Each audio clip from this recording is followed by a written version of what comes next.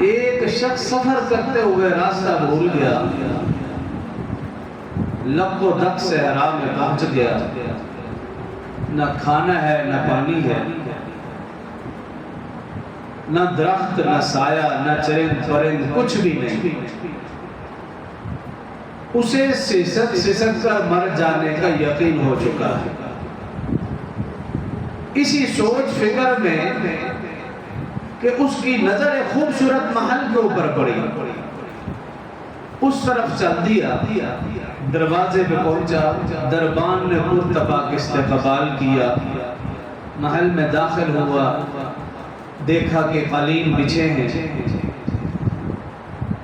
پانی دسترخوان لگا ہے، اس کے اوپر پانی، مشروبات، قسم قسم کے کھانے، اس کو تو ایک لقمہ ہی کافی، ایک گھونٹ پانی کی ضرورت تھی، وہ بھی کافی، لیکن خوبصورت محل دیکھا، اس میں دسترخوان، قسم قسم کھانے، مشروبات، وہاں بٹھایا گیا، مشروبات پیے، کھانا کھایا۔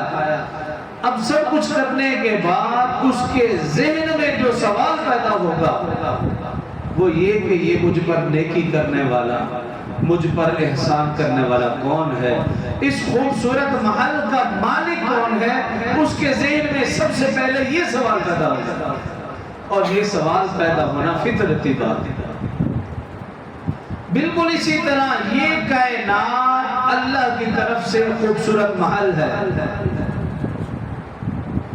اس کے اندر بے شمار نعمتیں اللہ نے رکھی ہیں، جس کا ذکر قرآن میں ہے وَإِن تَعُدُّوا نِعْمَةَ اللَّهِ لَا تُحْصُوهَا۔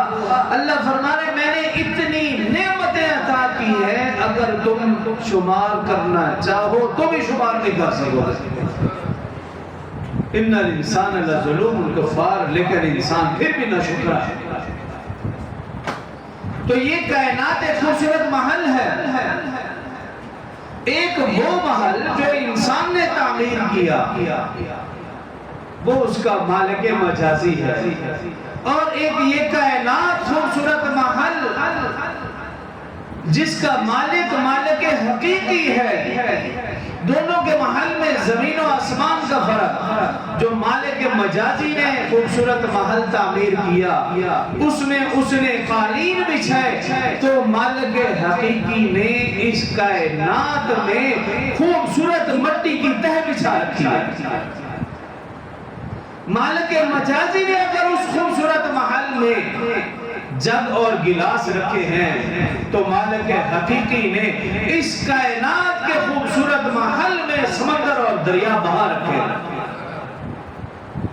اگر مالک مجازی نے اس خوبصورت محل میں ٹیوبیں، لائٹیں، بلب لگا رکھے ہیں، تو مالک حقیقی نے اس کائنات کے خوبصورت محل میں شمس و قمر سجا رکھے ہیں۔ اگر مالک مجازی نے اس خوبصورت محل